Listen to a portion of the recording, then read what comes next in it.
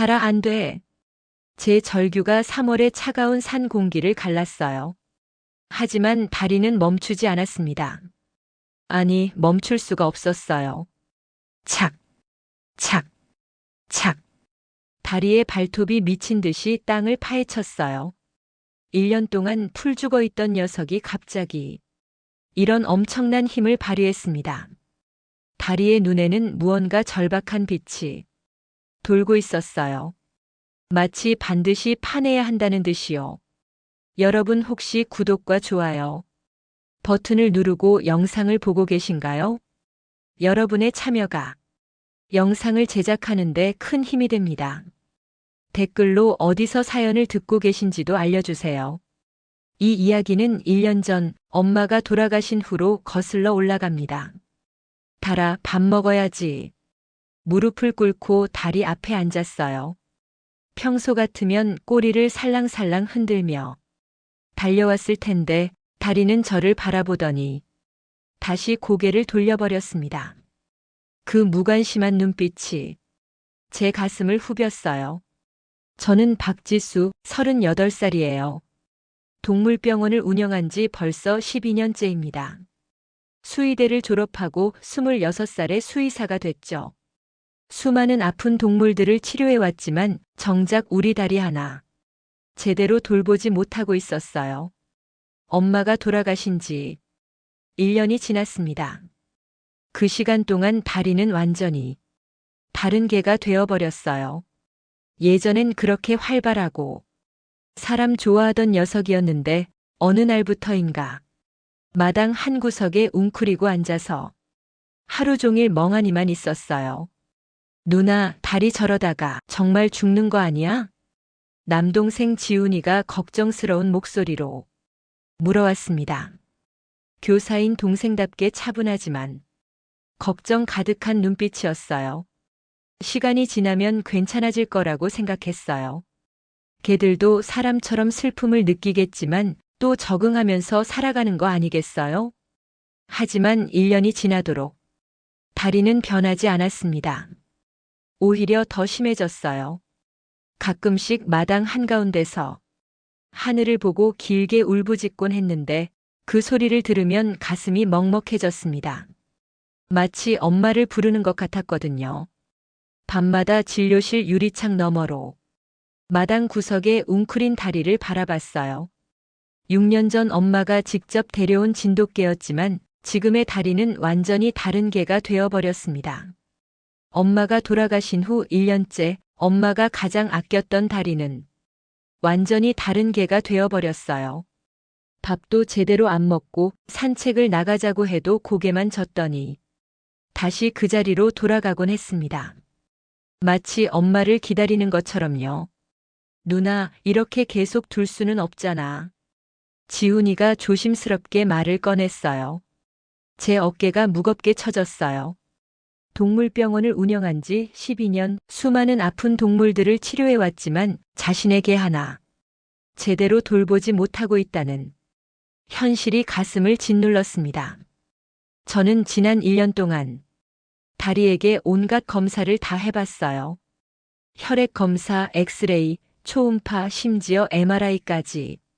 하지만 결과는 항상 같았습니다. 신체적으로는 아무 이상이 없다는 것이었어요. 동료 수의사들에게 자문을 구해봐도 돌아오는 답은 뻔했습니다. 스트레스성 우울증 같은데요. 시간이 해결해 줄 거예요. 시간이 해결해 준다고요? 벌써 1년이 지났는데도 다리는 전혀 나아지지 않았어요. 오히려 더 심해지고 있었습니다. 체중은 3kg이나 줄었고 윤기 흐르던 카멜색 털은 거칠어졌습니다. 예전에는 그렇게 좋아하던 장난감들도 거들떠보지 않았어요. 누나, 너무 자책하지 마. 지훈이가 제 어깨에 손을 올렸어요. 하지만 저는 고개를 저었습니다. 수의사로서 자신의 개 하나 제대로 돌볼 수 없다는 것이 너무 부끄러웠어요. 동물병원에 오는 보호자들에게는 자신 있게 진단하고 치료 방법을 제시하면서 정작 내 개인 다리는 어찌할 바를 모르고 있었습니다. 엄마가 살아계실 때는 안 그랬거든. 중얼거렸어요. 엄마와 다리의 관계는 정말 특별했습니다. 엄마가 마당에 나가 앉으면 다리는 항상 옆에 바짝 붙어 앉았고 엄마가 산책을 나가면 꼬리를 흔들며 따라 나섰어요. 밤늦게 진료를 마치고 집에 돌아와도 다리는 엄마 방 앞에서 잠들곤 했습니다. 엄마가 기침만 해도 다리는 바로 달려가서 걱정스러운 눈빛으로 엄마를 바라봤어요. 엄마가 화분에 물을 주면 다리도 따라다니며 꼬리를 흔들었고 엄마가 신문을 읽으면 발밑에 엎드려 있곤 했습니다. 엄마가 잠시 외출이라도 하면 다리는 대문 앞에서 꼼짝하지 않고 기다렸어요. 다리는 특별한 아이야. 엄마가 자주 하시던 말씀이었어요. 그때는 그냥 다리를 아끼는 마음에서 하신 말씀인 줄 알았는데 지금 생각해보니 정말 특별한 무언가가 있었던 것 같았습니다. 엄마만 보면 눈빛이 달라지고 엄마의 기분에 따라 다리의 행동도 달라졌으니까요. 달아, 오늘 다리밥은 먹었어? 조금만 먹었어요. 그것도 억지로 먹인 거예요. 제 목소리에 걱정이 가득했어요. 저는 다리를 돌보는 일에 정말 신경을 썼습니다. 특별히 다리가 좋아하던 닭가슴살도 삶아주고 따뜻한 우유도 타주고 심지어 수제 간식까지 만들어줬지만 소용없었어요. 다리는 겨우 몇 입 먹고는 다시 그 자리로 돌아가곤 했습니다. 그날 저녁 저는 진료실에서 혼자 다리의 차트를 다시 들여다봤어요. 1년 동안 기록한 모든 관찰 일지와 검사 결과들이 빼곡히 적혀 있었습니다. 하지만 그 어디에도 명확한 답은 없었어요. 체중 감소, 식욕 부진, 활동량 저하, 사회성 결여, 수면 패턴 이상, 간헐적 울음. 모든 증상이 반려동물 상실 증후군의 전형적인 모습이었습니다. 하지만 다리의 경우는 뭔가 달랐어요. 단순히 주인을 그리워하는 것 이상의 무언가가 있는 것 같았습니다. 마치 다리가 무언가 중요한 것을 알고 있는데 그걸 표현할 수 없어서 답답해하는 것 같았어요. 엄마, 다리가 왜 이러는 걸까요? 엄마 영정 앞에서 중얼거렸어요. 엄마의 온화한 미소가 저를 내려다보고 있었습니다. 그 미소를 보고 있으니 문득 엄마가 다리를 처음 데려오던 날이 생각났어요. 지수야, 이 녀석을 잘 부탁한다. 나중에 꼭 필요한 순간이 올 거야. 그때는 무슨 말씀인지 몰랐는데 지금 생각해보니 예언 같은 말씀이었어요. 엄마는 정말 다리에게 특별한 무언가를 남겨두고 가신 건 아닐까요? 새벽 3시, 저는 마당으로 나가 다리 옆에 앉았습니다. 다리는 저를 힐끔 보더니 다시 허공을 바라봤어요. 차가운 밤 공기가 우리를 감쌌습니다. 달아, 엄마가 그리워? 조용히 물었어요. 다리의 귀가 살짝 움직였지만 여전히 고개를 돌리지 않았습니다. 저는 다리의 등을 천천히 쓰다듬었어요. 예전보다 훨씬 말라버린 등뼈가 손에 만져졌습니다. 나도 그리워 정말 많이. 제 목소리가 떨렸어요. 그때 다리가 처음으로 저를 바라봤습니다. 그 눈에는 깊은 슬픔과 무언가를 간절히 바라는 듯한 빛이 담겨 있었어요. 뭘 말하고 싶은 거야, 달아? 하지만 다리는 다시 고개를 돌려버렸습니다. 그리고는 갑자기 하늘을 보고 길게 울부짖기 시작했어요. 그 울음소리는 평소와 달랐습니다. 더 애절하고 더 간절했어요. 마치 무언가를 간절히 호소하는 것 같았습니다. 저는 그 순간 깨달았어요. 제가 수의사로서의 지식에만 의존하고 있었다는 것을요. 정작 다리의 마음은 들여다보려 하지 않았다는 것을요. 엄마가 다리는 특별한 개라고 하셨던 그 말의 진짜 의미를 잊었습니다. 다리에게는 분명 저희가 이해할 수 없는 특별한 능력이 있었어요. 그리고 그 능력이 지금 다리를 괴롭히고 있는 것 같았습니다. 저는 그날 밤 결심했어요. 수의사로서의 접근 방법을 바꿔야겠다고요. 과학적 진단보다는 다리의 마음을 먼저 이해해 보겠다고요. 그리고 며칠 후 엄마 일주기 성묘를 앞두고 저는 결정했습니다. 다리도 데려가자고. 엄마를 만나면 다리 기분이 나아질지도 몰라요. 그때 저는 알지 못했습니다. 그 성묘가 모든 것을 바꿀 운명의 날이 될 줄은요. 일주기 성묘를 앞둔 전날 밤이었어요. 저는 엄마 방에 들어갔습니다. 1년 동안 문을 열지 못했던 그 방이었어요. 문을 여는 순간 엄마의 향기가 느껴졌어요. 가슴이 먹먹했습니다. 방 안은 엄마가 떠나시던 그날 그대로였어요. 침대 위에 가지런히 놓인 이불, 창가에 놓인 화분, 그리고 책상 위에 안경. 책상 서랍을 열었어요. 그 안에는 엄마의 일기장이 있었습니다. 손이 떨렸어요. 일기장을 펼쳤습니다. 첫 장부터 엄마의 글씨가 빼곡히 적혀 있었어요. 2023년 5월 10일. 오늘 영혜 씨가 오셨다. 정말 천사 같은 분이다. 민지라는 딸이 있는데 아프다고 하셨다. 마음이 아프다. 엄마는 영희 이모에 대해 정말 많이 쓰셨더라고요. 2023년 7월 22일. 영혜 씨가 민지 이야기를 해주셨다. 선천성 심장병이라고 한다. 어린 나이에 얼마나 힘들까. 영혜 씨도 얼마나 힘드실까. 2023년 9월 5일. 영혜 씨께 민지 병원비를 조금 도와드렸다. 거절하시길래 억지로 드렸다. 우리는 가족이니까. 제 눈에서 눈물이 흘러내렸어요. 엄마는 정말 따뜻한 분이셨습니다. 일기장의 마지막 장을 넘겼어요. 그곳에는 엄마의 마지막 글이 적혀 있었습니다. 2024년 2월 14일. 요즘 몸이 자꾸 말을 안 듣는다. 넘어질 뻔한 적이 여러 번이다. 걱정이다. 영혜 씨가 계셔서 다행이다. 2024년 2월 20일. 영혜 씨와 긴 이야기를 나눴다.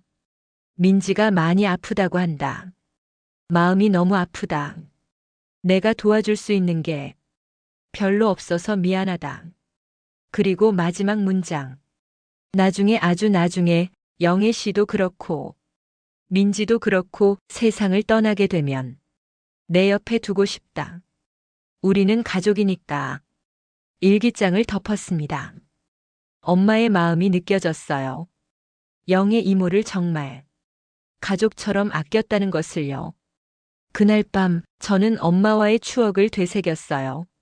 엄마는 아빠가 일찍 돌아가신 후 혼자서 저와 지훈이를 키우셨습니다. 지수야, 엄마는 괜찮아. 너희만 잘 자라주면 돼. 엄마는 항상 그렇게 말씀하셨어요. 힘든 내색 한 번 하지 않고 항상 웃으며 저희를 돌봐주셨습니다. 말년에 영희 이모가 오셨을 때 엄마는 정말 편안해 보이셨어요. 영희 씨 덕분에 내가 사는 것 같아. 엄마가 자주 하시던 말씀이었어요. 영희 이모는 정말 헌신적이셨습니다. 6개월 동안 24시간 함께 하시며 엄마를 돌봐주셨어요. 엄마도 영희 이모를 딸처럼 아끼셨고 다리도 영희 이모에게 유독 온순했습니다. 그런데 어느 날이었어요. 엄마가 갑자기 넘어지셨습니다. 욕실에서 나오시다가 그만 발을 헛디디신 거예요. 어머니.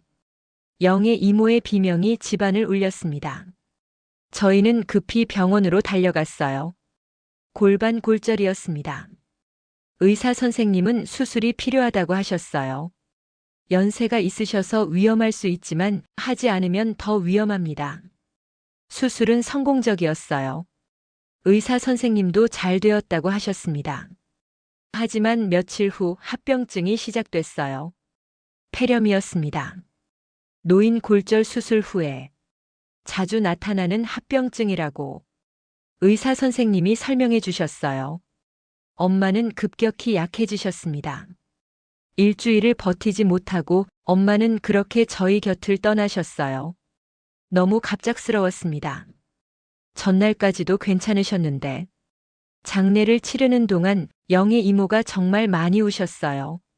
제가 더 잘 돌봐드렸어야 했는데 제가 제대로 못 봐서 어머님이 넘어지신 거예요. 영희 이모는 자책하셨습니다. 아니에요, 이모. 이모 잘못이 아니에요. 저희가 아무리 말해도 영희 이모는 자책을 멈추지 않으셨어요. 장례 후 영희 이모와 연락이 끊어졌습니다. 전화를 드려도 받지 않으시고 집에 찾아가도 이사를 가신 것 같았어요. 아마 너무 힘드셔서 저희를 피하시는 것 같았습니다. 영희 이모는 지금 어떻게 지내실까? 문득 궁금해졌어요. 누나, 내일 성묘 때 다리도 데려가는 거 맞지? 지훈이가 방문을 열고 들어왔습니다. 응, 데려가자. 엄마 만나면 다리도 조금 나아지지 않을까? 지훈이가 고개를 끄덕였어요. 다리 요즘 어때? 여전해. 엄마만 기다리는 것 같아. 지훈이의 눈빛에도 걱정이 가득했습니다. 내일 엄마 만나면 다리가 좀 나아질 거야. 저는 그렇게 말했지만 사실 확신은 없었어요. 그날 밤 저는 오랫동안 잠들지 못했습니다. 엄마가 그리웠어요. 엄마의 따뜻한 손길이, 엄마의 부드러운 목소리가, 엄마의 환한 미소가 모두 그리웠습니다. 달아, 내일 엄마 만나러 가자. 마당으로 나가 다리에게 말했어요. 다리는 여전히 마당 구석에 웅크리고 있었습니다. 하지만 제 말을 듣고 귀를 살짝 세우더라고요. 엄마 보고 싶지? 나도 보고 싶어. 정말 많이. 다리가 저를 바라봤어요. 그 눈빛에는 무언가 간절한 것이 담겨 있었습니다. 내일 함께 가자. 다리의 머리를 쓰다듬어 주었어요. 다리는 제 손길을 피하지 않았습니다. 오히려 제 손에 머리를 기대는 것 같았어요. 그날 밤 저는 엄마 꿈을 꿨습니다. 엄마가 환하게 웃으시며 다리를 쓰다듬고 계셨어요. 지수야, 다리 잘 부탁해. 이 아이가 너를 도와줄 거야. 엄마의 목소리가 들리는 것 같았습니다. 다음 날 아침 일주기 성묘를 위해 준비를 했어요. 엄마가 좋아하시던 음식들을 정성스럽게 준비했습니다. 달아, 차 타자. 엄마 만나러 가자. 다리를 불렀어요. 그 순간이었습니다. 1년 동안 무기력하게만 있던 다리가 갑자기 귀를 쫑긋 세웠어요. 다리가 반응하네. 지훈이도 놀란 표정이었어요.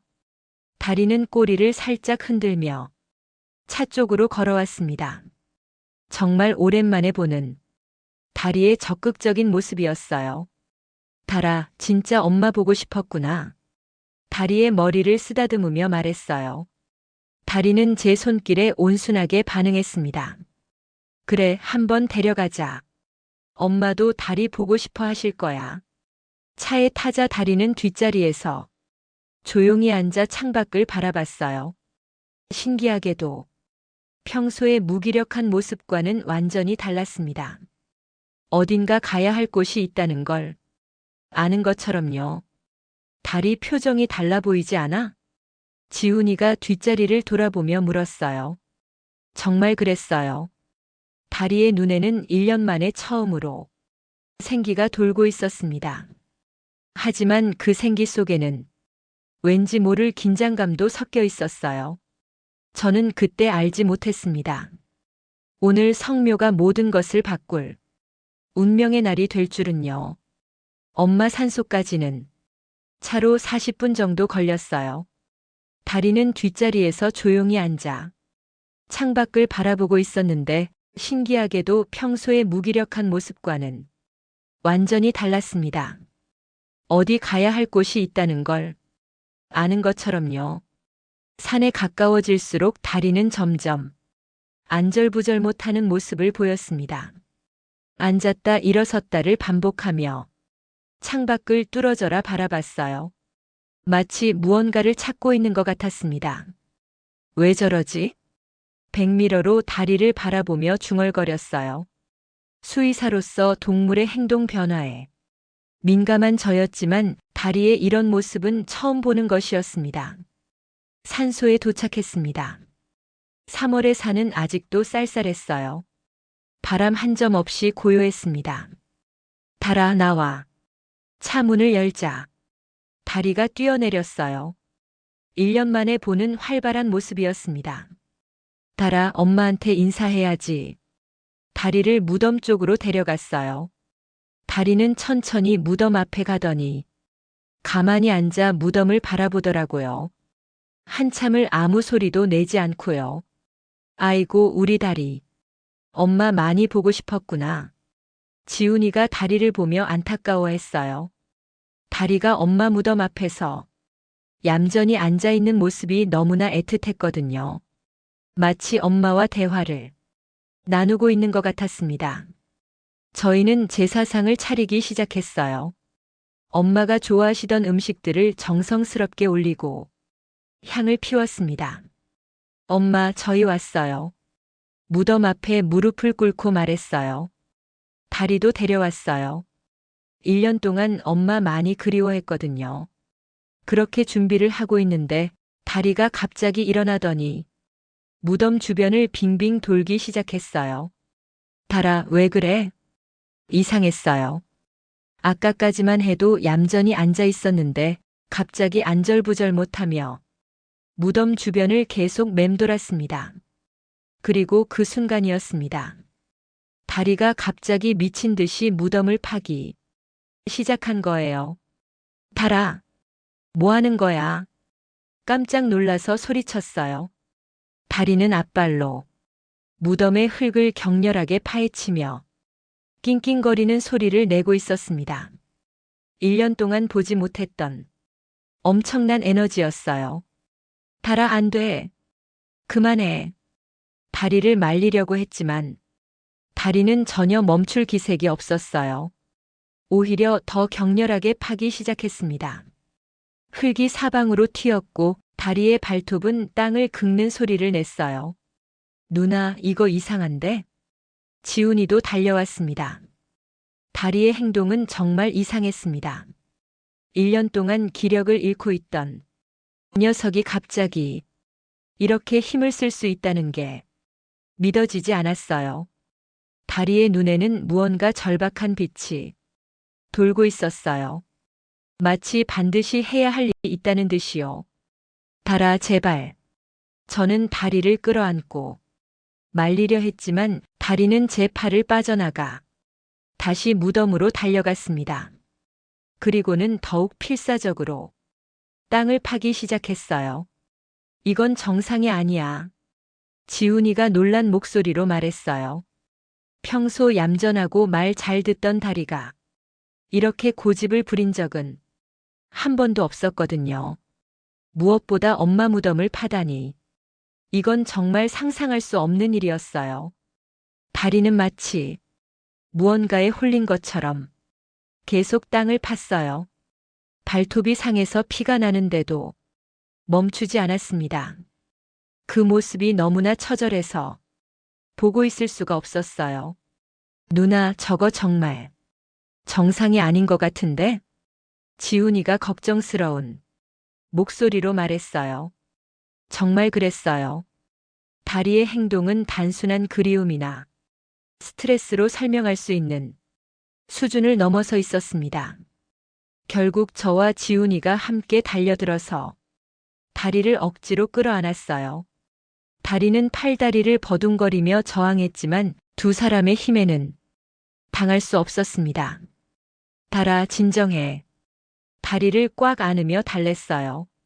하지만 다리는 계속 무덤 쪽을 바라보며 낑낑거렸어요. 그 눈빛에는 무언가 간절한 것이 담겨 있었습니다. 누나, 저기 좀 봐. 지훈이가 다리가 파던 자리를 가리켰어요. 흙이 조금 들어간 흔적이 있었어요. 하지만 특별한 건 보이지 않았습니다. 뭔가 있는 건 아닐까? 저는 무덤을 바라보며 말을 잇지 못했어요. 마음 한편으로는 터무니없는 생각이 들었지만 다리의 행동이 너무나 이상했거든요. 일단 다리부터 차에 태우자. 결국 저희는 다리를 억지로 차에 태우고 급히 성묘를 마쳤습니다. 하지만 다리는 차 안에서도 계속 무덤 쪽을 바라보며 낑낑거렸어요. 차창에 발을 대고 뒤를 돌아보는 모습이 너무나 애절했습니다. 달아, 왜 그러는 거야? 다리에게 물어봤지만 다리는 대답할 수 없었어요. 다만 그 눈에는 무언가를 호소하는 듯한 빛이 가득했습니다. 집으로 돌아오는 내내 저는 계속 생각했어요. 다리가 왜 그랬을까? 1년 동안 무기력하게만 있던 녀석이 갑자기 그런 힘을 발휘한 이유가 뭘까? 혹시 정말 무덤에 뭔가가 있는 건 아닐까? 하지만 그건 말도 안 되는 생각이었어요. 엄마 무덤엔 엄마만 계시는데 다리가 뭘 찾는다는 거죠? 집에 도착했어요. 차에서 내리자마자 다리는 마당으로 뛰어가더니 빙글빙글 돌면서 헤매기 시작했습니다. 그러더니 갑자기 하늘을 보고 길게 울부짖었어요. 그 울음소리는 평소와 달랐어요. 더 애절하고 더 간절했습니다. 저 소리가 뭐야? 이웃집에서도 나와서 볼 정도였어요. 다리의 울음소리는 마치 무언가를 간절히 호소하는 것 같았습니다. 1년 동안 들어보지 못했던 강렬한 울음이었어요. 누나, 이거 그냥 넘어갈 수 없을 것 같아. 지훈이가 심각한 표정으로 말했어요. 나도 그래. 뭔가 있는 것 같아. 저도 인정할 수밖에 없었습니다. 다리의 행동은 단순히 엄마를 그리워하는 것 이상이었어요. 마치 무언가를 알고 있는 것 같습니다. 그 무덤에 정말로 무언가가 있는 것처럼요. 그날 밤 저는 잠을 이룰 수가 없었습니다. 자꾸만 다리의 모습이 떠올랐어요. 그 필사적으로 무덤을 파던 모습, 차 안에서 계속 뒤를 돌아보던 모습, 그리고 그 애절한 울음소리. 혹시 정말 뭔가 있는 건 아니겠지? 하지만 다리의 행동은 너무나 확실히 차 있었어요. 마치 그곳에 반드시 있어야 할 무언가가 있다는 걸 아는 것 같았습니다. 엄마가 하셨던 말씀이 떠올랐어요. 다리는 특별한 아이야. 나중에 꼭 필요한 순간이 올 거야. 그 말씀의 의미가 이제야 조금씩 이해되는 것 같았습니다. 다리는 정말 특별한 능력을 가진 개였던 거예요. 그리고 그 능력으로 지금 무언가를 저희에게 알려주려는 것 같았습니다. 다음 날 저는 결심했습니다. 확인해 봐야겠다고. 성묘 다음 날 저녁 저는 지훈이를 불렀어요. 지훈아, 우리 얘기 좀 하자. 무슨 얘기? 지훈이가 거실로 왔습니다. 저희는 마주 앉았어요. 어제 다리 행동 정말 이상했어. 그러게.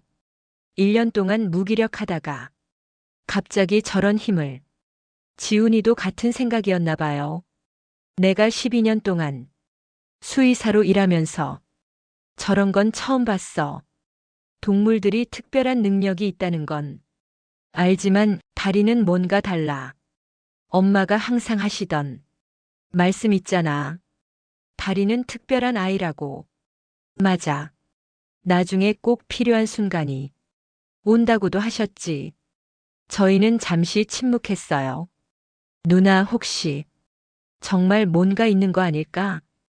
지훈이가 조심스럽게 물었어요. 나도 그 생각을 했어. 근데 그게 말이 돼? 엄마 무덤엔 엄마만 계시는데. 하지만 다리가 그렇게까지 할 이유가 없잖아. 지훈이 말이 맞았어요.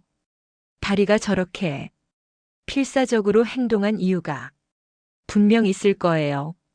그리고 엄마가 돌아가실 때도 생각해보면 좀 갑작스럽긴 했어. 어떻게? 전날까지 괜찮으셨잖아. 갑자기 넘어지시고 수술은 성공했는데 합병증으로 의사 선생님은 흔한 일이라고 하셨지만 지훈이가 고개를 끄덕였어요. 동물들이 사람이 모르는 걸 안다고 하잖아. 지진 전에 먼저 알아채는 것처럼. 그렇지. 다리가 뭔가 알고 있을 수도 있어. 저는 깊은 한숨을 쉬었어요. 솔직히 말해서 확인해 보고 싶어. 파묘를 말하는 거야? 응. 지훈이가 잠시 망설였어요. 누나, 그럴 필요까지 있을까? 다리 행동이 수상하긴 했지만 파묘까지 하는 건 너무 큰일 아니야?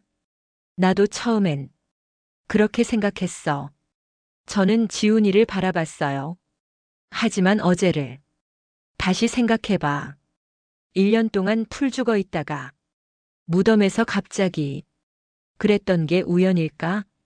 그리고 달이 눈빛을 봤어. 뭔가 간절히 호소하는 것 같았어. 지훈이도 어제 달이 눈빛을 기억하는 것 같았어요. 엄마가 다리를 얼마나 특별하게 생각하셨는데. 그리고 엄마는 가장 합리적인 분이셨잖아. 그런 엄마가 다리를 특별하다고 하셨다면 분명 이유가 있을 거야. 지훈이가 깊은 한숨을 쉬었습니다. 누나, 그럼 정말 파묘를 해야 한다는 거야? 다리가 계속 저러면 우리도 마음이 편하지 않을 거야. 계속 이렇게 찝찝하게 살아갈 거라고. 차라리 한번 확인해 보자. 별일 없으면 다시 잘 묻어두면 되지. 지훈이도 결국 고개를 끄덕였습니다. 알겠어, 누나. 생각해 보니까 누나 말이 맞는 것 같아. 엄마한테는 죄송하지만 한번 해보자. 어쩌면 이게 엄마를 위한 일인지도 몰라. 고마워, 지훈아. 그렇게 해서 저희는 파묘를 결정했습니다. 쉬운 결정은 아니었지만 다리의 이상한 행동을 그냥 넘길 수는 없었어요. 무엇보다 다리가 그렇게 필사적으로 파려고 했던 이유가 있을 것 같았거든요. 그날 밤 저는 엄마 영정 앞에 앉았어요. 엄마, 죄송해요. 하지만 확인해봐야 할 것 같아요. 다리가 뭔가 알고 있는 것 같거든요. 엄마가 항상 하셨던 말씀, 다리는 특별한 아이라는 말씀. 이제야 그 의미를 알 것 같아요. 엄마 영정 속 미소가 저를 내려다보고 있었습니다. 마치 괜찮다고 말씀하시는 것 같았어요. 다음 날 저는 장의업체에 전화를 걸었습니다. 여보세요. 파묘 상담 좀 받고 싶은데요. 네, 말씀하세요. 제 어머니 산소인데 확인해야 할 일이 있어서요. 언제쯤 가능할까요? 사흘 후면 가능합니다. 준비할 것들이 있어서 시간이 좀 필요해요.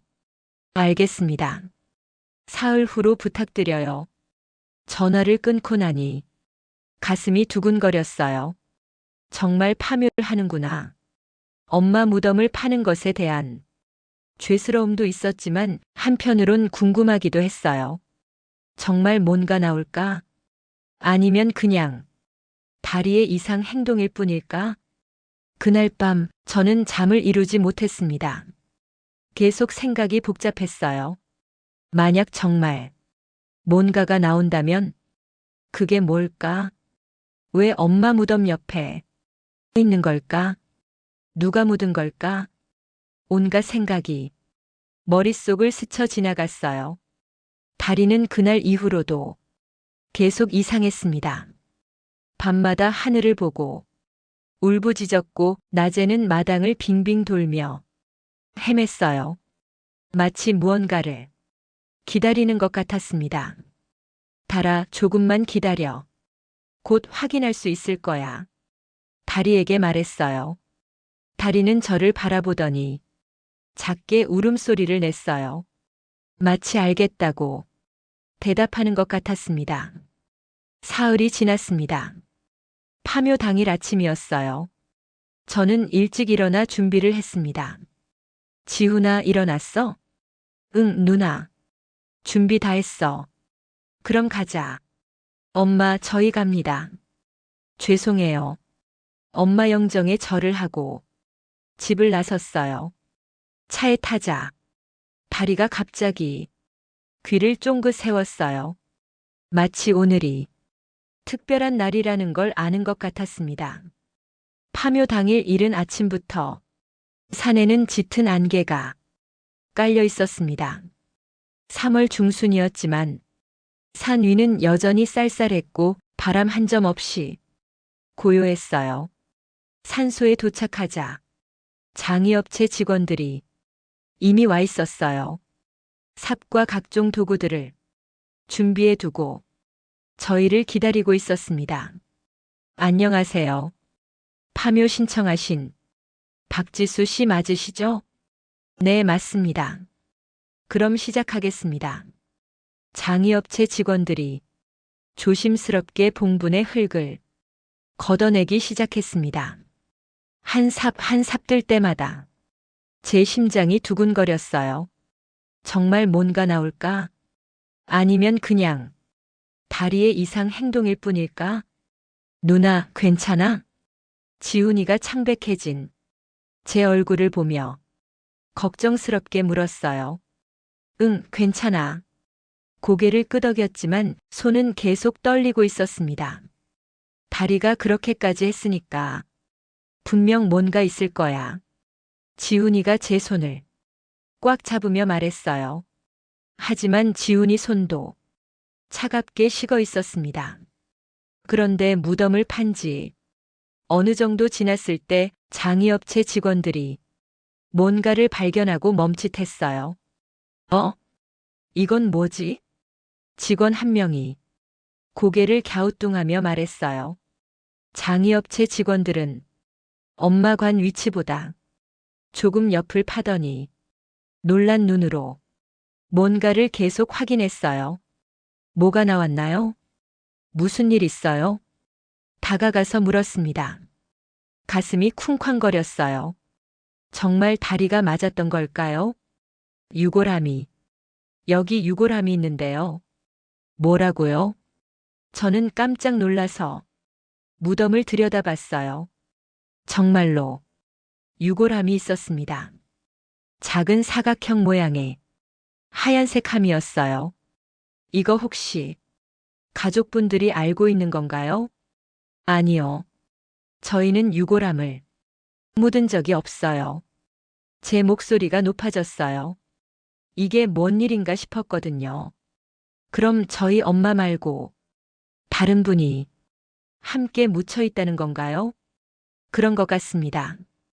이건 명백한 불법 매장이에요. 저는 무릎이 풀렸습니다. 정말 다리가 알고 있었어요. 뭔가 문제가 있었던 거였습니다.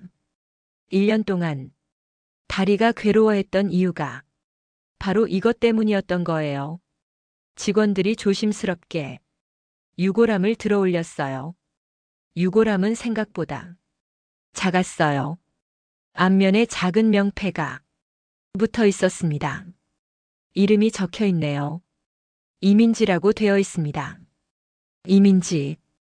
저희는 서로 얼굴을 바라봤어요. 전혀 모르는 이름이었거든요. 1998년생이네요. 젊은 분이에요. 지훈이가 안타까운 목소리로 말했어요.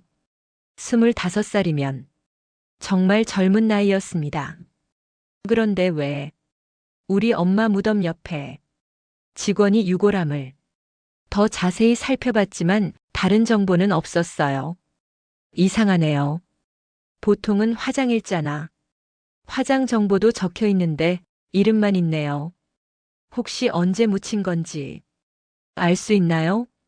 흙의 상태로 봐서는 그리 오래되지 않은 것 같습니다. 1년 정도 된 것 같아요. 1년. 그럼 엄마가 돌아가신 직후라는 말이었어요. 저는 머릿속이 복잡해졌습니다.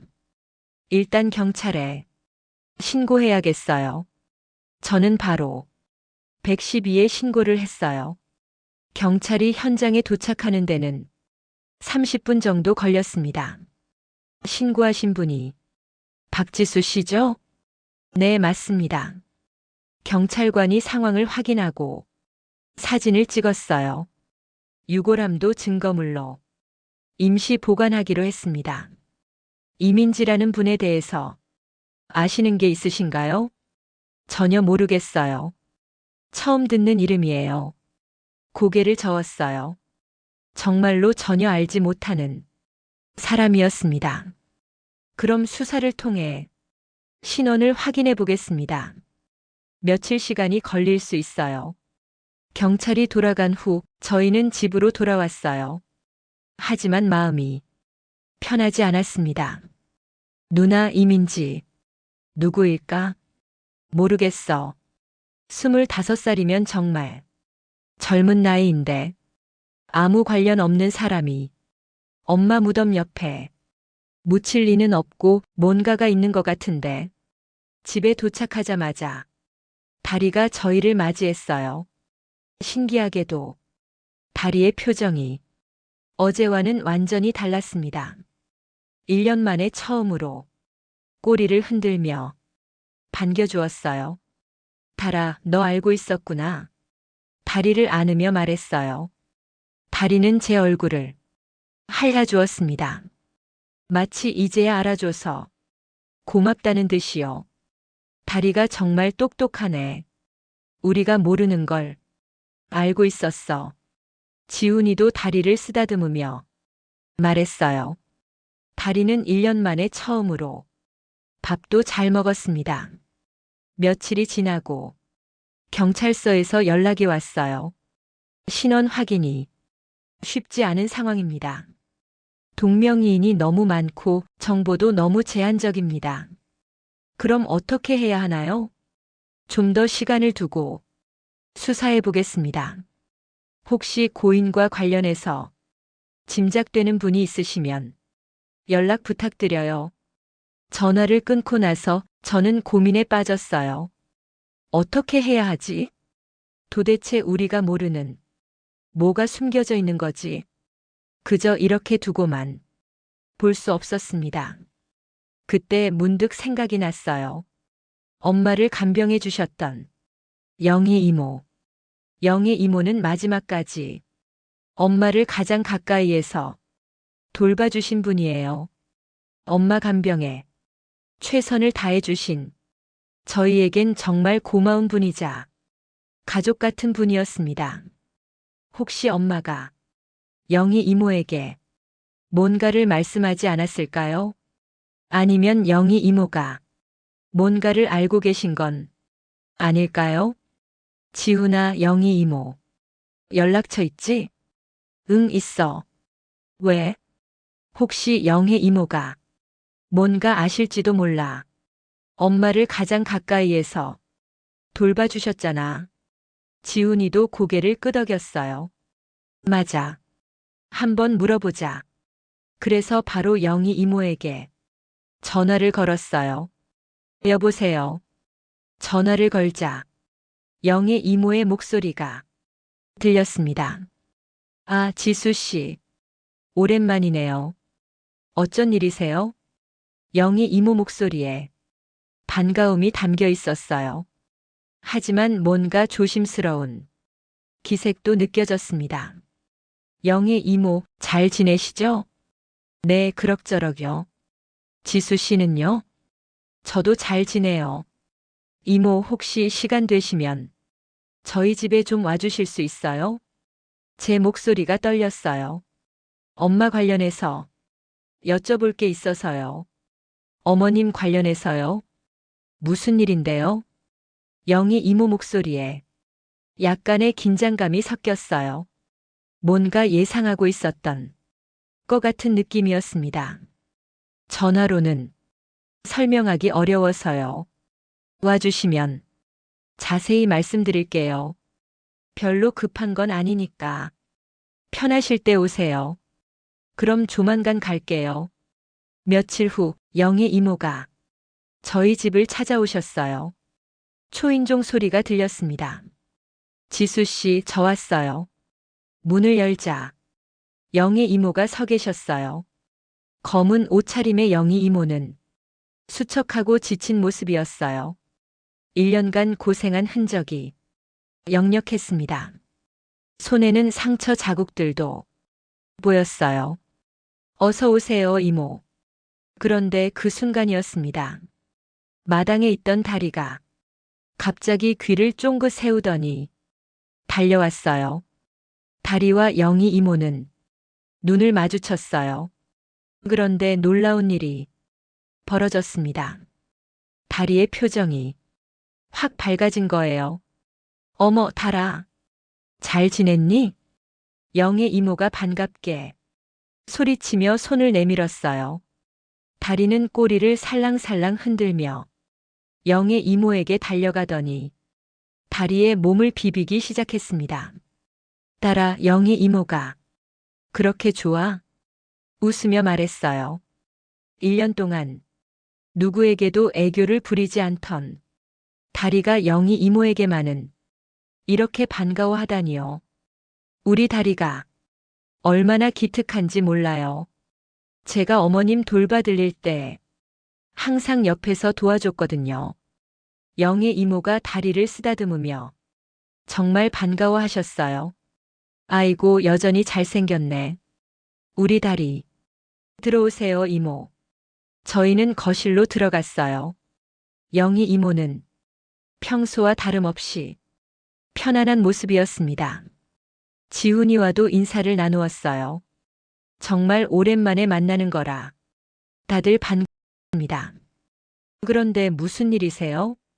어머님 관련해서 여쭤볼 게 있다고 하셨는데 영희 이모가 물었어요. 저는 어떻게 시작해야 할지 망설였어요. 너무 갑작스럽게 말하면 놀라실 것 같았거든요. 사실은 얼마 전에 다리가 엄마 산소에서 계속 이상한 행동을 하더라고요. 다리가요? 네. 그래서 파묘를 했는데. 파묘요? 그 말을 하는 순간 영희 이모의 얼굴색이 순간적으로 변했어요.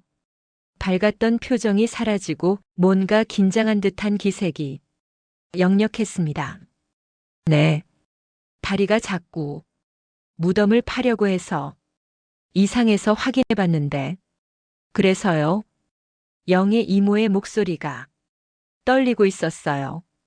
저는 조심스럽게 말을 이어갔습니다. 엄마 무덤 옆에서 유골함이 나왔어요. 유골함이요? 영희 이모의 손이 컵을 쥔 채로 떨렸어요. 네. 이민지라는 그 순간이었습니다. 영희 이모가 갑자기 쿵 소리를 내며 바닥에 무릎을 꿇고 앉으셨어요. 이모. 깜짝 놀라서 일어났습니다. 영희 이모가 갑자기 바닥에 무릎을 꿇고 앉으신 거예요. 왜 그러세요? 어디 아프세요? 하지만 영희 이모는 고개를 푹 숙인 채 떨리는 목소리로 말씀하셨어요. 정말 죄송합니다. 네. 영희 이모의 눈에서 눈물이 흘러내리기 시작했어요. 제가 잘못했어요. 이모, 무슨 말씀이세요? 일단 일어나세요. 영희 이모를 부축해서 일으켜 세우려 했지만 영희 이모는 계속 바닥에 앉아 계셨어요. 안 돼요. 저는 죄인이에요. 이모, 침착하세요. 무슨 일인지 천천히 말씀해 주세요. 옆에 있던 지훈이도 놀란 표정으로 영희 이모를 바라보고 있었어요. 영희 이모는 한참을 울다가 고개를 들어 저희를 바라봤어요. 그 눈에는 깊은 후회와 절망이 가득했습니다. 그거 제가 묻은 거예요. 뭐라고요? 이민지. 제가 묻었어요. 영희 이모가 다시 고개를 숙이며 울기 시작했어요. 저는 잠시 말을 잃었습니다. 왜 그런 일을?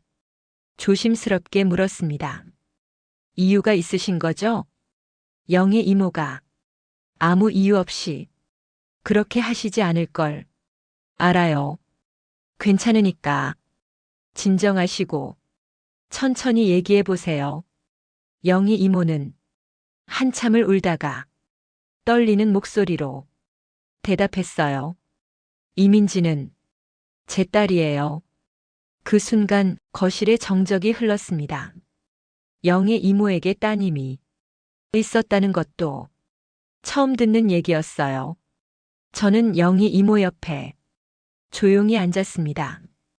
이모, 천천히 말씀해 주세요. 저희가 들을게요. 영희 이모는 고개를 끄덕이고 깊은 숨을 들이마셨어요.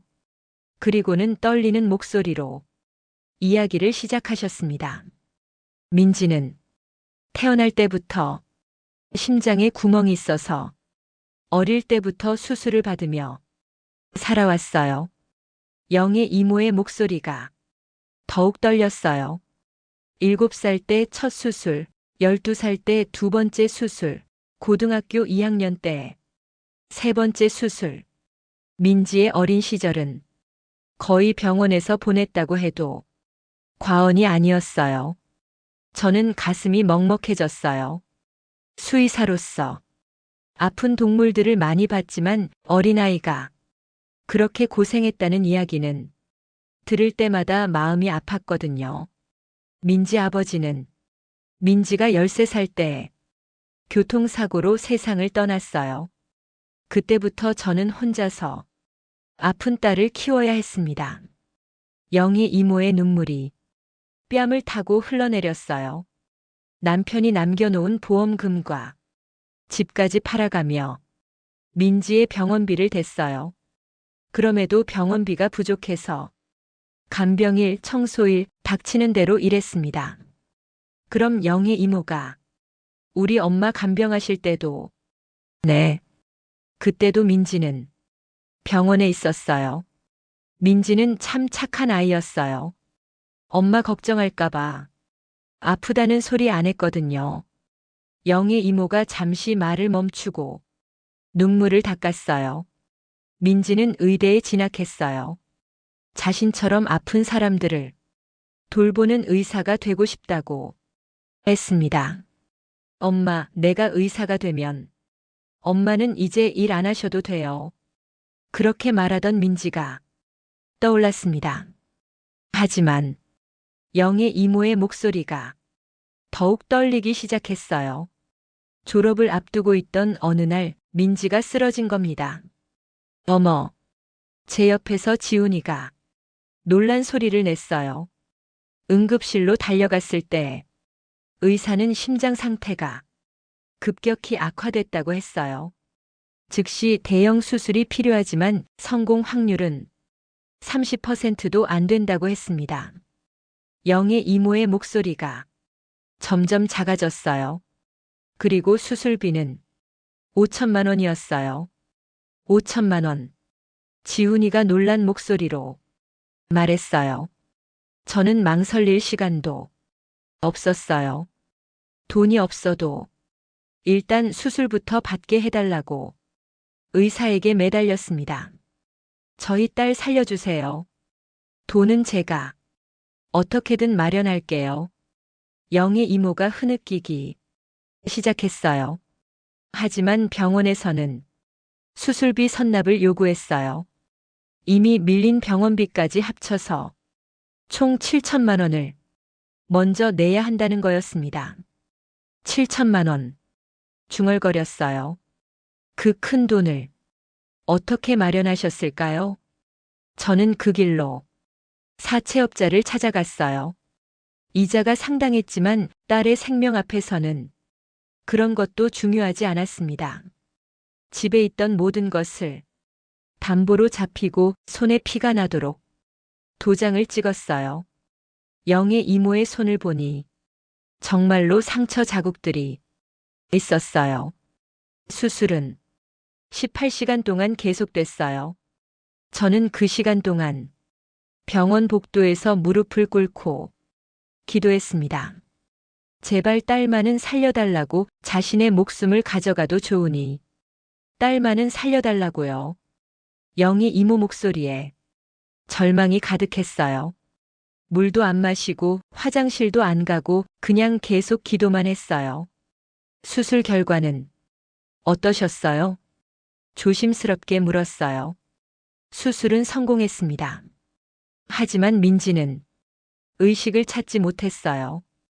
혼수 상태입니다. 언제 깨어날지는 알 수 없습니다. 의사의 말에 제 세상이 무너졌어요. 딸의 목숨은 건졌지만 식물인간이 되어 병원 침대에 누워만 있게 됐습니다. 그때부터 제 진짜 지옥이 시작됐어요. 영의 이모가 깊은 한숨을 쉬었어요. 매달 병원비는 300만 원씩 나갔고 사채 이자도 매달 250만 원씩 갚아야 했어요. 월급으로는 감당할 수 없는 돈이었습니다. 그래서 어머님 간병일을 하루에 4시간씩 자면서 일했어요. 새벽 청소부터 시작해서 낮에는 간병일, 밤에는 식당에서 설거지까지. 그래도 돈이 모자랐어요. 영의 이모의 얘기를 들으며 제 가슴이 아팠어요. 그렇게 힘든 상황에서도 엄마를 그렇게 정성스럽게 돌봐주셨다니요. 그래서 더 많은 돈을 벌 수 있는 일을 찾게 됐고 그때 소개받은 게 어머님 간병일이었어요. 24시간 간병이고 어머님이 여유가 있으셔서 조건이 괜찮았거든요. 그때 엄마가 영의 이모를 도와주셨죠. 네. 어머님은 제 사정을 알고 매달 200만 원씩 도와주셨어요. 그 돈이 아니었다면 저는 정말 영의 이모가 말을 잇지 못하고 울었어요. 어머님은 정말 천사 같은 분이셨어요. 저를 친딸처럼 대해주시고 민지까지 걱정해주시고 어머님이 돌아가시기 전에 말씀하셨어요. 뭐라고 하셨어요? 나중에 영애 씨도 그렇고 민지도 그렇고 세상을 떠나게 되면 내 옆에 함께 두고 싶다고. 우리는 가족이니까요. 그 말에 제 눈이 붉어졌어요. 하지만 그 약속은 지켜질 수 없었어요. 어머님이 예상보다 훨씬 빨리 돌아가셨거든요. 영의 이모의 목소리가 더욱 떨렸어요. 그리고 한 달 후 민지가 세상을 떠났어요. 어머. 민지가 세상을 떠난 그날 밤 저는 병원 복도에서 하염없이 울었어요. 세상에 혼자 남겨진 기분이었거든요. 영의 이모가 고개를 떨구었어요. 민지 장례를 치러야 하는데 돈도 없었어요. 통장에 남은 돈은 고작 20만 원 정도였어요. 그럼 어떻게? 가장 간소하게 장례를 치렀어요. 빈소도 없이 화장장에서 바로 화장하는 것으로요. 민지야, 엄마가 이것밖에 못 해줘서 미안해. 영의 이모의 목소리가 끊어졌어요. 화장을 마치고 유골함을 받았을 때 직원이 물어봤어요. 유골은 어떻게 하실 건가요? 봉안당 비용을 물어보니 최소 300만 원이었어요. 그런 돈이 어디 있겠어요? 그때 제 눈에서 뜨거운 눈물이 흘러내렸어요. 집조차도 안전하지 않았어요. 사채업자들은 계속 전화를 걸어왔고 집 월세도 밀렸어요. 집마저 나가야 할 상황이 된 거죠. 그때 어머님 말씀이 생각나신 거군요. 네. 처음에는 아무리 그래도 그건 아닌 것 같다고 생각했어요. 아무리 어머님이 그렇게 말씀하셨다고 해도 같은 가족도 아니고 여러분한테 연락하기에도 염치 없고요. 영의 이모가 고개를 저었어요. 하지만 며칠이 지나도 대안이 없었어요. 민지 유골함을 들고 길바닥에 나앉게 생긴 거죠. 그래서 결국 저는 자신을 설득하기 시작했어요. 어머님이 우리를 가족이라고 하셨으니까. 영의 이모가 떨리는 목소리로 말을 이어갔어요. 그날 밤 저는 민지의 유골함을 안고 산으로 향했어요. 아무도 없는 새벽 시간 손전등 하나만 들고 올라갔어요. 저는 그 상황을 상상하니 가슴이 아팠어요. 어머님 무덤에 도착했을 때 저는 한참을 서 있었어요. 어머님, 저 왔어요. 죄송해요. 이렇게밖에 할 수 없어요. 목소리가 떨렸어요. 정말 이래도 되는 건지 확신이 서지 않았거든요. 영의 이모의 눈에서 눈물이 주룩주룩 흘러내렸어요. 민지가 갈 곳이 없어요. 엄마가 능력이 없어서. 그렇게 저는 어머님 무덤 옆에 작은 구덩이를 팠어요. 유골함을 조심스럽게 묻고 다시 흙을 덮었어요. 민지야, 엄마가 제대로 못해줘서 미안해. 엄마가 나중에 꼭 다시 찾으러 올게. 꼭 좋은 곳에 옮겨줄게. 어머님 정말 죄송합니다. 그렇게 민지는 어머님 옆에 묻게 된 것입니다. 영의 이모의 마지막 말이 끝나고 거실에는 깊은 정적이 흘렸습니다. 저는 아무 말을 할 수가 없었어요. 목이 메어서 한마디도 나오지 않았습니다. 지훈이도 고개를 숙인 채 어깨가 떨리고 있었어요. 정말 죄송합니다. 제가 죄인입니다. 영의 이모가 여전히 고개를 숙인 채 말씀하셨어요. 이모, 그런 말씀 마세요. 제가 먼저 말했습니다. 목소리가 떨리고 있었어요. 이모가 잘못하신 게 아니에요. 이해해요. 괜찮아요. 그동안 많이 힘드셨죠? 지훈이도 고개를 들었어요. 눈이 빨갛게 충혈되어 있었습니다. 저희한테 말씀하시지. 혼자 그렇게 고생하시고. 그때 다리가 조용히 일어나더니 영의 이모 앞으로 다가갔어요. 그리고는 영희 이모의 무릎에 머리를 올려놓았습니다. 달아. 다리는 영희 이모의 손을 살짝 핥아주었어요. 이모. 조심스럽게 말했어요. 엄마 말씀이 맞아요. 우리는 가족이에요. 민지도 우리 여동생이나 마찬가지예요. 영의 이모의 눈에서 눈물이 주룩주룩 흘러내렸어요. 제가 이렇게까지 했는데 정말 괜찮아요? 괜찮은 게 아니라 오히려 당연한 거예요. 지훈이가 말했습니다. 이모가 우리 엄마를 그렇게 돌봐주셨는데 저희는 정말 괜찮으니까요. 엄마 무덤 옆에 민지를 두는 게 어때요? 그럼 민지도 외롭지 않을 거고 엄마가 잘 돌봐주실 거예요. 그 말에 영희 이모는 더욱 큰 소리로 울기 시작했어요. 감사해요. 정말 감사해요. 저희도 모두 울었어요. 그 감동적인 순간에 눈물을 참을 수 있는 사람은 아무도 없었습니다. 며칠 후 저희는 다시 산으로 향했어요. 이번에는 민지를 엄마 곁에 정식으로 모셔드리기 위해서였습니다. 영의 이모는 일찍부터 오셔서 하얀 국화꽃 한 다발을 들고 계셨습니다. 민지야, 미안해. 엄마가 미안해. 영의 이모가 꽃을 바라보며 조용히 말씀하셨어요. 그 목소리에는 1년간의 죄책감과 그리움이 모두 담겨 있었습니다. 다리도 그날 아침부터 달랐어요. 평소보다 차분하고 경건한 모습이었습니다. 마치 오늘이 특별한 날이라는 걸 아는 것 같았어요. 달아, 오늘 민지 언니를 제대로 모셔드리는 거야. 다리에게 말하자 다리는 꼬리를 살짝 흔들어 보였어요. 그 눈빛에는 1년 만에 찾은 평안함이 담겨 있었습니다. 산소에 도착했을 때 제 가슴이 뭉클했어요. 1년 전 다리가 그렇게 필사적으로 파던 그 자리에 다시 서 있으니 감회가 새로웠습니다. 다리가 정말 알고 있었구나.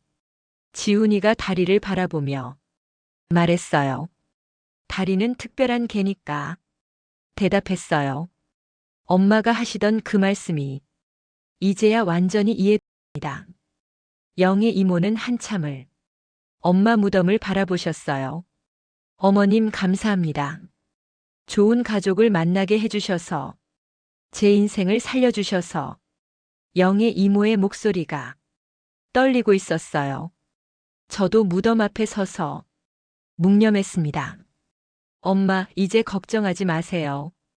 영의 이모는 저희가 잘 모실게요. 민지도 저희 여동생으로 여기고 잘 돌볼게요. 저희는 엄마 무덤 옆에 민지를 위한 자리를 정성스럽게 만들어줬습니다. 영의 이모는 작은 삽을 들고 계셨고 저희도 각자 도구를 준비했어요. 함께 작은 구덩이를 파기 시작했습니다. 30분 정도 지나자 적당한 깊이의 구덩이가 완성됐어요. 1년 전 영희 이모가 혼자서 파던 그 자리보다 조금 더 정성스럽게 만들어졌습니다. 민지야, 할머니께 감사 인사드려. 영희 이모가 유골함을 엄마 무덤 쪽으로 향하게 하며 말씀하셨어요. 그 다음에 조심스럽게 유골함을 안치했습니다.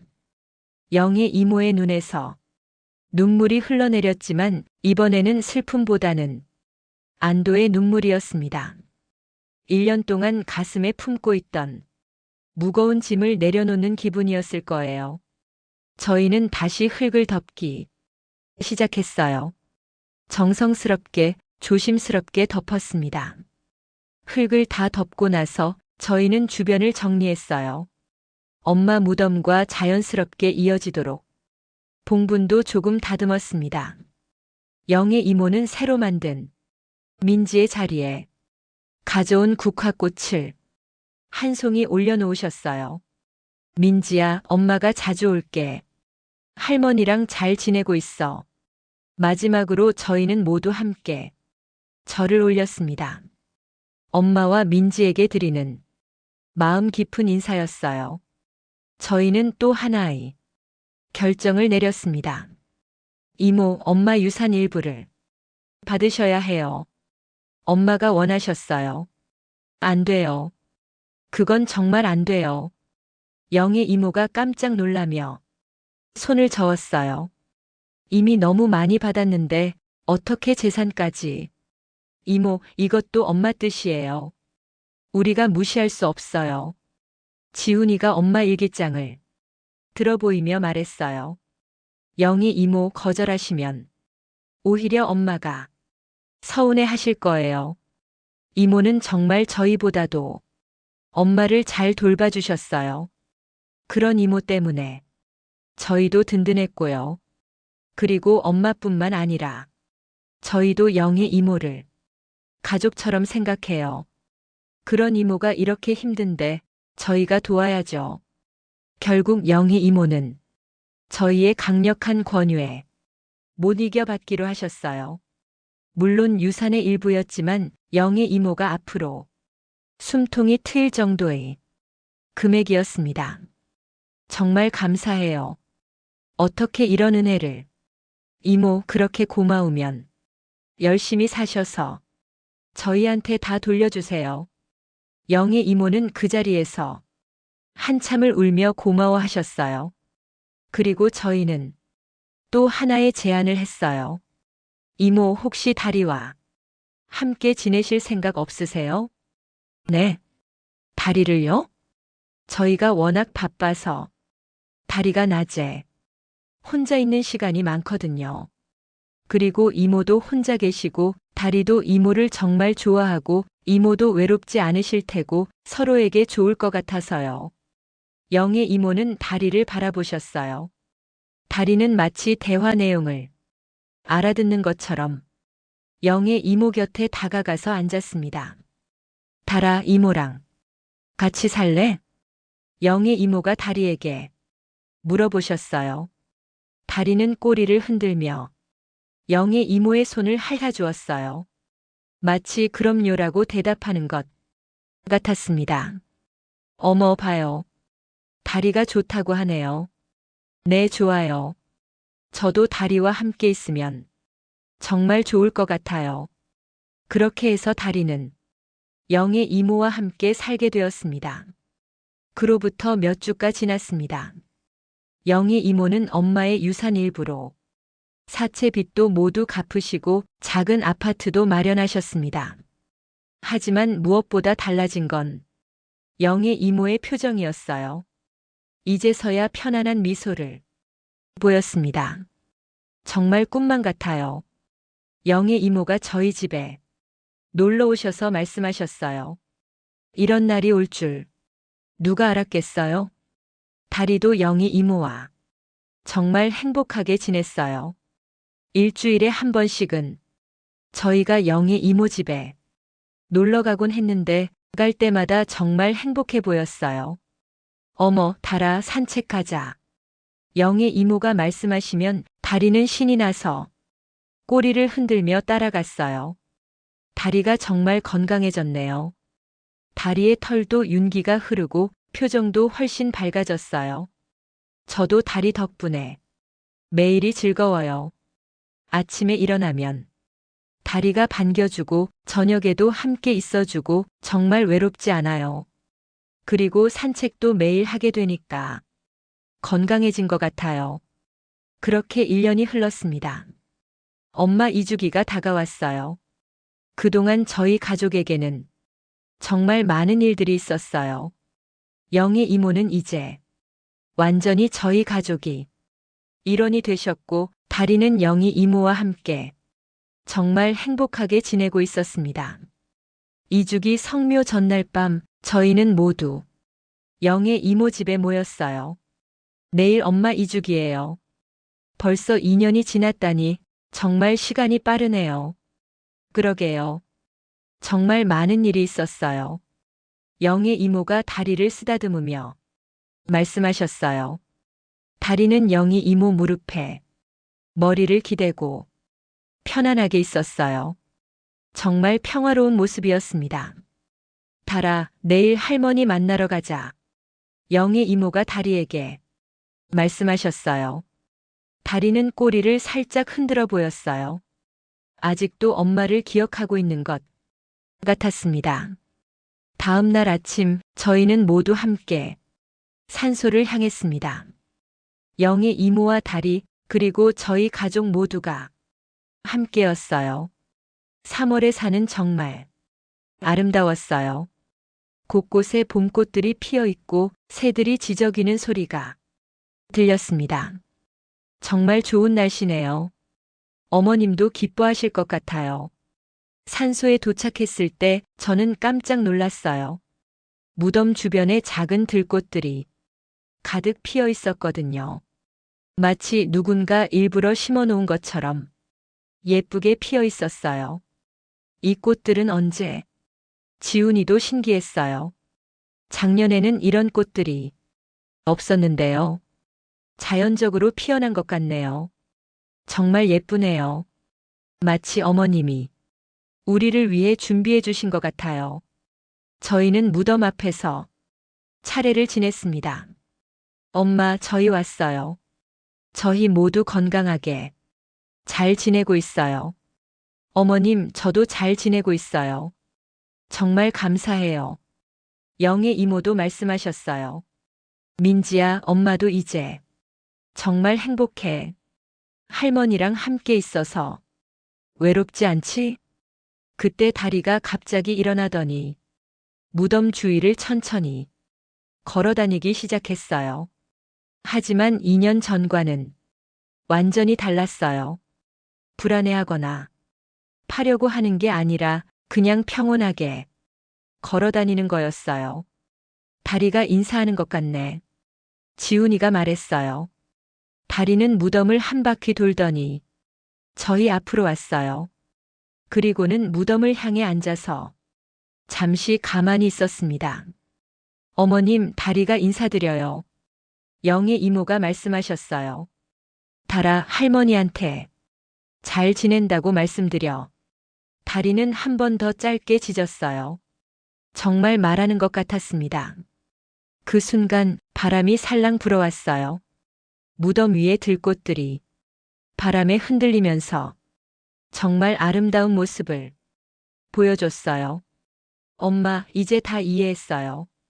엄마가 다리를 특별한 아이라고 하신 이유, 다리가 1년 동안 괴로워한 이유, 그리고 영희 이모를 가족이라고 하신 이유, 모두 엄마의 사랑이었어요. 가족이란 혈연이 아니라 사랑과 이해로 만들어지는 거예요. 그리고 진실은 언젠가 반드시 빛을 보게 됩니다. 구독, 좋아요, 댓글로 여러분의 이야기 들려주세요.